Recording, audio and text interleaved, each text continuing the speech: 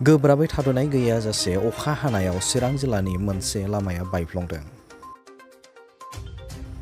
थांनाय मोनायाव थाद'नाय गैयै अखा हानायनि जाउनाव चिरां जिल्लानि सिङाव थानाय धलापारा गामिनिफ्राय रनसायधाम थांग्रा लामानि कालभार्टआ बायदों। बे ओनसोलनि रायजो राजाफोरनि थांलाय फैलाय हान्थामेलानि थाखाय गोब्राब जेंनायाव गोग्लैना दं होननानै गामिनि सुबुंफोरा फोरमायदों। मख'जाथावदि बे ओनसोलनि रायजो राजाफोरा बिटिसि सोरखारनाव सिगांनि समाव आर'जलाइ गथायदोंमोन होननानै बुंदों, नाथाय बिटिसि सोरखारा बेनि सायाव जेबो राहा लायाखै होननानै फोरमायदों। ओनसोलनि रायजो राजाफोरा बिटिसि सोरखार आरो जिल्ला बेंगिरि बिथांमोनाव आर'ज खालामदों बे लामाखौ थाबैनो खालामना होनो थाखाय। बे गामिया धलापारा होनो। दा ओरैनो बे लामाया जाहैबाय सिडनीनिफ्राय बासुगाव थांनाय रड। दा बेयो जोबोद भेलु गोनां लामामोन, नाथाय थांनाय बोसोरनिफ्राय दैबानानि जाहोनाव बियो बैथिं मोनसे आरो नैबे दा बायगासिनो दङ। मैया दैबाना जानायनि खारनाव मैयानिफ्राय बायै बायै दिनै बियो 24 घन्टानि गेजेराव बायजोबनायनि सम्भाबना दंसै। दा बेखायनो जोङो धलापारा गामिया ओरैबायदि सिन्थायाव गोलैबाय, बियो जुदि बायोब्ला जों बेजों गिदिंनानै थांनायनिबो लामा गैया आरो बे खाथिजों साबवे खालामनानै बारनायनिबो लामा गैया, बा नावजों बारनायनिबो जेबो खाबु गैया। बेखायनो जोङो सिन्थाया बेनो जे जोङो बे बायफ्लङोब्ला जों बे धलापारा गामिया मा जागोन।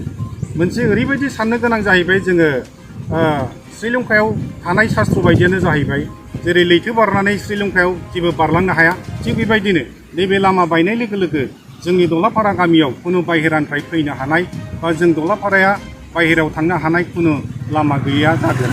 दा बेखायनो जों बे अबस्थायाव थानानै जों बे बोसोरसेखौ माबोरै सोलिगोन। बेखायनो जोङो धलापारा गामि जानानै दुखुथिया गामि हिसाबै जों खावलायनो लुबैयो, जाहाथे जोंनि नैबे चिरां डिस्ट्रिक्टनि आन्दाराव गोलैयो। बेखायनो जोंनि मानगोनां चिरां डिसि सारा जुदि बेखौ मिथिहैबाय बायोब्ला जोङो खावलायनो लुबैयो, जाहाथे सारा गोख्रैनो इमारजेन्सि माबा मोनसे राहा खालामनानै जाहाथे सेंसन हरनानै बेनि राहाखौ लायो।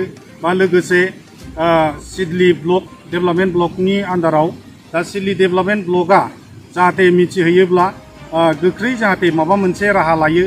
बा बेजों लोगोसे दङ जोंहा रनसायधाम पिसिडिसि। दा 15-20 दिनसो सिगाङाव जा पिसिडिसिनि गोदान चेयारमेन बायदेव सुजिना बायदेवआ फैनानै नायथिंफैदोंमोन, नाथाय बिथाङा मा बेबस्था लानो नागिरदों जों बेखौ दाबो जेबो रिपर्टखौ मिथियाखै। नाथाय बिथांनि रिपर्ट फैगौआनो, नाथाय बियो बायफ्लंनानै थांनायाव दंसै। दा जोङो बायनाय लोगो लोगोनो जों बिराद जारला जिंगायाव गोलैगोन। सानफ्रामबो बे लामाजों थांलाय फैलाय खालामनानै सोरबा हाजिरा मुजिरा मावहैग्रा बा मैगं मैला फानहैग्रा मानसिफोर दङ, बा बिजनेस खालामनानै जाग्रा, बिसोरो जुदि न'निफ्रायनो ओंखारनो हायाबा माबोरै सोलिगोन। आरो लकडाउननि गेजेराव बहुद ओरैनो जिंगायाव दङ, जारला सिन्थायाव दङ। दा थाखा गैया फैसा गैया, मानसिफ्रा ओरैनो उदै सुथेनानै दङ। दा बेखायनो जाहाथे जोंनि सरकारि मावख'गिरि सारमोनहा जाहाथे नैबे दुखुनि अबस्थाखौ नुनानै जाहाथे गोख्रैयै माबा मोनसे राहा होयो, बेखौनो जों धलापारा गामिनि जानानै सार आरो बायदंमोननि खाथियाव जोङो खावलायो।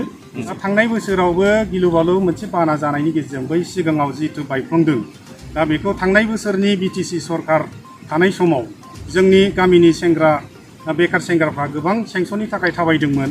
नाथाय थाबाय बिथांमोनहा सिन्देल जामलायनाय थाबायब्लाबो, पकेटनि सिफिनि फैसा जामलायबाबो नाथाय बे खामानिखौ मावनानै होनो हायाखै।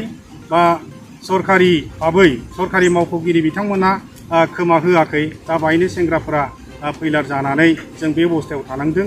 दा जायनि थाखाय मटर गारि गंसे 4 साखा बारनो हाया, साइकेल आरो मटर साइकेलनि अनगायै जों जेबो राहाखौनो बेजों जोङो थांलाय फैलाय खालामनो हाया। दा सरकारा जिखियानो जानायमोन, गोदान गोजामजों खोथा गैया।